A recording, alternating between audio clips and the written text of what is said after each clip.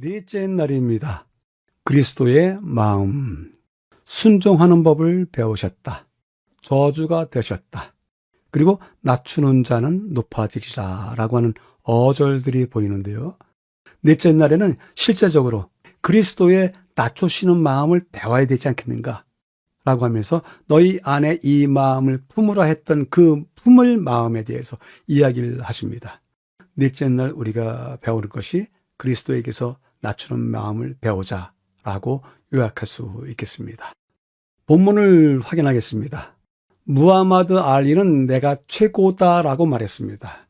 보시는 사진이 무하마드 알리인데요. 21살 때에 세계 헤비급 복싱 챔피언이 되었습니다. 그가 챔피언에 오르기 6개월 전에 그는 이미 1963년 8월에 I am the greatest, 내가 최고다 라고 하는 제목의 음반까지 발매했습니다. 알리는 의심할 여지가 없는 위대한 운동선수였지만 그리스도의 마음을 원하는 이가 따라야 할 본보기는 아니었습니다. 예수님은 전혀 죄가 없으셨습니다. 그분은 모든 일에 우리와 한결같이 시험을 받은 자로 돼 죄는 없으셨습니다.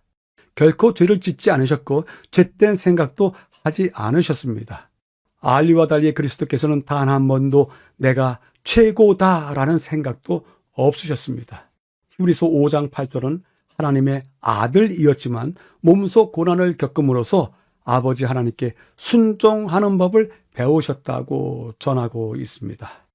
아버지 뜻에 대한 예수님의 순종은 항상 완전했습니다.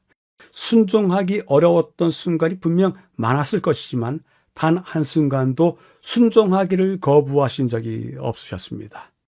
가운데 부분을 위해서 빌립보서를 읽으라고 합니다.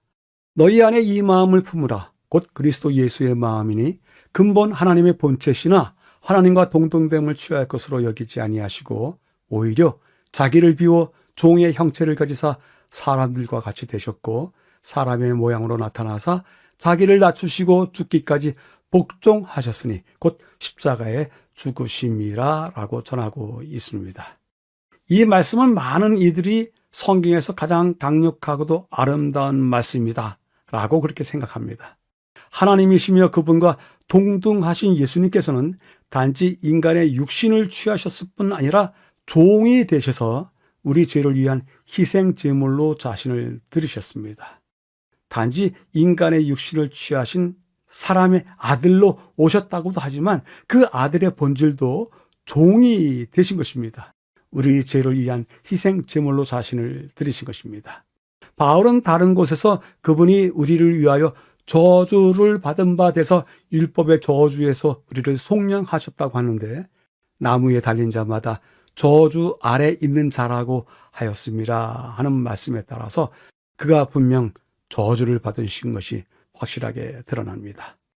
우리의 창조주이신 하나님께서 우리의 구속자가 되시기 위하여 십자가에서 죽으셨고 그렇게 하기 위해서 그분은 우리를 위한 저주가 되셔야만 하셨습니다. 마지막 부분에서는 중요한 질문을 던지고 또한 그 답을 찾아가고 있는데요. 세 번째 부분입니다. 이 말씀이 무엇을 의미하는지 어떻게 이해할 수 있겠습니까? 더욱이 본문에서 우리에게 요구하는 것, 곧 다른 사람의 유익을 위해서 자신을 기꺼이 낮추고 희생하고자 하는 예수의 마음을 어떻게 실천할 수 있겠습니까? 우리는 이 두 질문에 대해서 아무 대답할 수가 없습니다. 예수님께서는 다음과 같이 말씀하시는데요. 너희 중에 큰 자는 너희를 섬기는 자가 되어야 하리라. 누구든지 자기를 높이는 자는 낮아지고 누구든지 자기를 낮추는 자는 높아지리라고 말씀하셨습니다. 이 말씀은 여러 면에서 빌립보서 2장 5절서부터 8절에 나오는 바울이 우리에게 전하는 말씀, 그 말씀과 일치하고 있습니다. 그는 근본 하나님의 본체시나 하나님과 동등됨을 취할 것으로 여기지 아니하시고 오히려 자기를 비워 종의 형체를 가지사 사람들과 같이 되셨고 사람의 모양으로 나타나사 자기를 낮추시고 죽기까지 복종하셨으니 곧 십자가에 죽으심이라. 이 성경 말씀을 다시 읽으면서 어떤 단계별로 이야기를 했습니다. 낮아지시는 단계입니다. 그는 근본 하나님과 본체십니다. 맨 위의 단계입니다. 그런데 하나님과 동등됨을 취할 것으로 여기지 아니하시고 한 단계 낮아지십니다.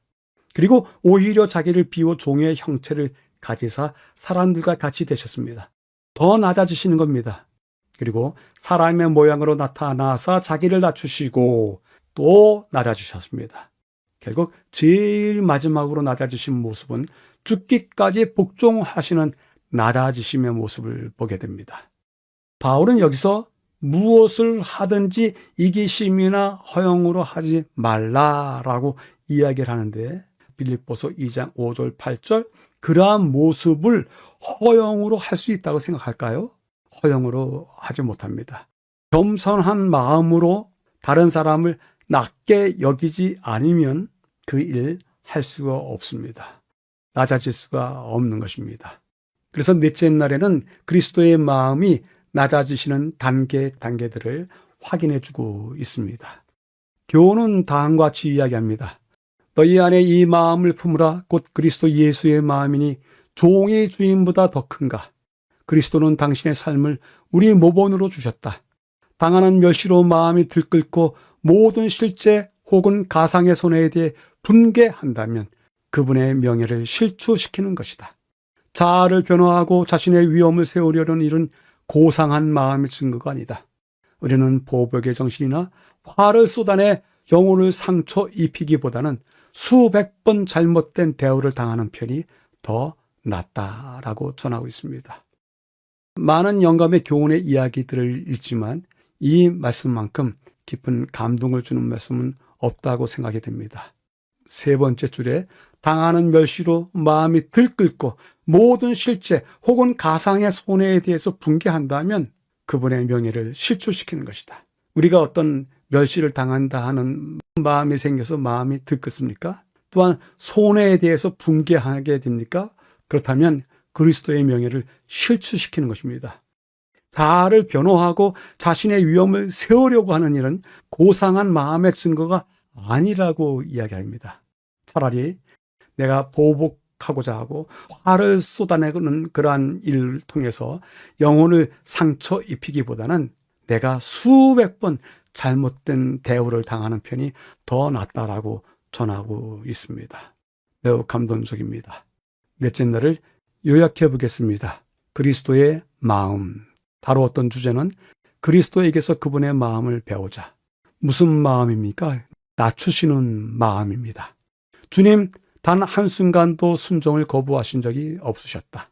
구속주가 되기 위해서 십자가에서 우리를 위한 저주까지 되셨다. 그리고 그분이 우리들에게 말씀하신다. 자기를 높이는 자 낮아지고 낮추는 자는 높아지리라. 그러니 우리가 어떤 잘못된 대우를 받는다 할지라도, 어떤 손해를 느끼는 그런 분개할 만한 일을 당한다 할지라도 낮추는 자는 높아지리라 생각하면서 너희가 인내하라 라고 요약하는 듯합니다. 질문해 봅니다. 낮아짐으로 무시당하거나 작은 자 되었다라고 느낀 적이 있으신지요? 많이 있을 겁니다. 교회 안에서조차도 내가 어느 때는 다른 사람들에 의해서 무시당하고 낮춰지는 경험이 있을 겁니다. 그럴 때 우리는 무엇을 느끼고 어떻게 처신하니라 생각을 하는지요? 그 이야기를 듣고 싶습니다.